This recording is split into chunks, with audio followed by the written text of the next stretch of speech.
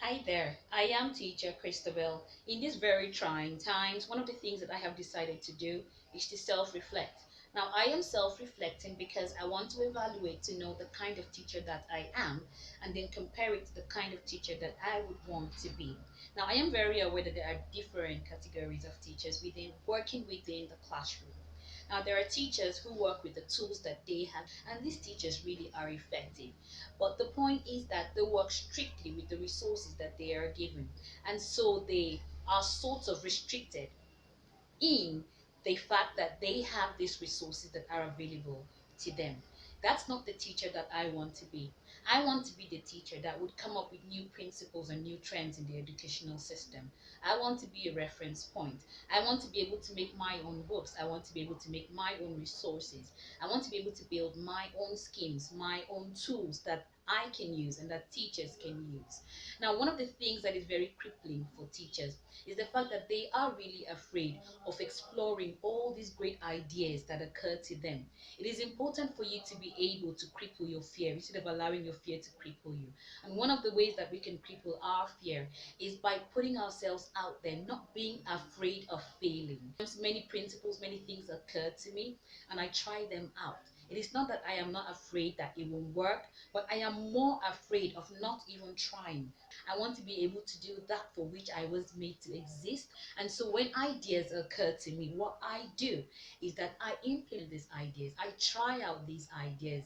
I see that they work. I see that they don't work. I see that they could work if tried out differently. I see all of these things, and then I can come up with my own theories, my own principles, my own ideas, and all of that. So I'm just here to encourage teachers to be willing to try out those ideas, because when you try out those ideas, you birth new things. You become a valid member of the educational system. You can speak in your own authority. You are respected, and you are truly the professional that you claim to be. That being said, one of the things that I did this term with creative writing is another thing that I would like to talk about here today. Now, many months ago or years ago, some time ago, I did a post. Now, in that post, an idea occurred to me. I was trying to figure out the best way to teach creative writing, or the writing of stories. And one of the things that I uncovered at that time is that learners can map out their settings from beginning to end. They can map out a journey, a setting through which their characters can journey. And then when this is done, they can create events relevant to key locations in this setting that they have mapped out, and then write a story that will flow with the setting from the beginning to the end. And I told you that it worked. Well, recently I came up with another idea that I would like to share. And this idea was in relation to explanation text. In my classroom, I have discovered that my children are very fascinated with stories. They love stories. They love exploring stories. They love talking about the events of stories. They love analyzing the characters' actions, and they love trying to figure out alternative ways that the character could have approached a problem.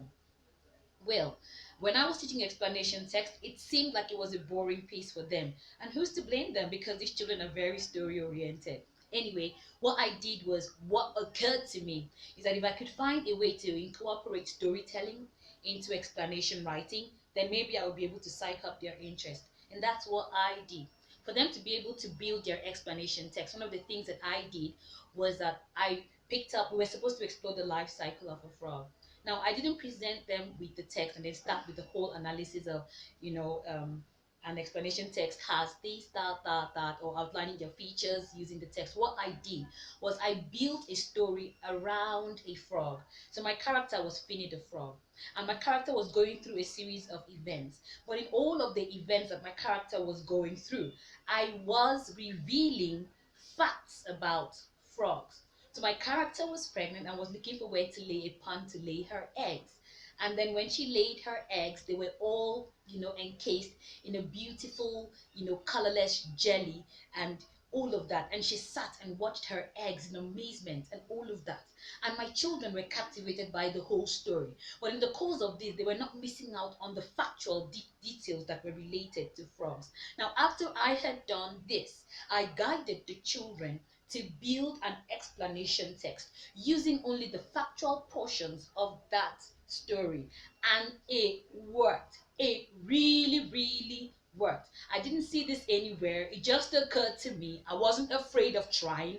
I tried it out, and believe me, my children have produced their own explanation text writing, and I am still a proud teacher because their final output was amazing. I'm just encouraging you, not to be afraid. Try out those ideas that occur to you and give me feedback. You'll see, you'll be proud of yourself. Finney's Little Ones, The Frog Story by Teacher Christabelle. Finny was a 5-year-old frog who had hopped around all day looking for the perfect pond to lay her eggs. She soon came by the most lovely pond. It was filled with algae and aquatic plants and so possessed a beautiful shade of green. Finny investigated the environment and was a bit surprised that it had no inhabitants or predators lurking in the nooks and crannies. It was the right place for her to lay because her little ones will not starve if they grew in this food-filled pond. She laid thousands and thousands of eggs all wrapped in jelly into the pond. Then she sat on a lily pad and watched them. They floated on water under the watchful eyes of their mother. After about 2 weeks, the eggs hatched. The eggs hatched to release tadpoles, and each of Finny's tadpoles looked more like a fish than a frog. They had gills to help them breathe on the water and tails that they could wriggle. They did not have legs like their mother. Finny watched in amazement from her lily pad as her babies swam around the pond, wiggling their tails, getting to know one another, and growing from their frequent feasts on algae and water plants. There were so many tadpoles swimming around the pond, therefore Finny could hardly keep track of them. 3 weeks after the eggs hatched, Finny noticed that her tadpoles were developing hind legs, and even though their heads were bigger than their bodies, Finny wasn't worried because she remembered being called Big Head when she was their age. Now she was a gorgeous-looking frog with eyes to be remembered. By the 4th week, Finny saw that her little ones had developed front legs overnight. Their bodies soon began to fill out and their tails shortened. Their gills had turned to lungs, and Finny was proud that her tadpoles were now froglets. For the first time, Finny watched her froglets hop out of the pond and onto the land.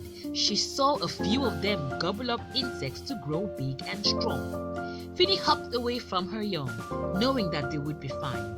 She laughed at the thought that they would lose their tails completely when they were 2 to 4 years old. Then she would become a grandmother because they would have their own families, and nothing gave her greater joy. She croaked the song as she hopped along. Ribbit, ribbit, ribbit.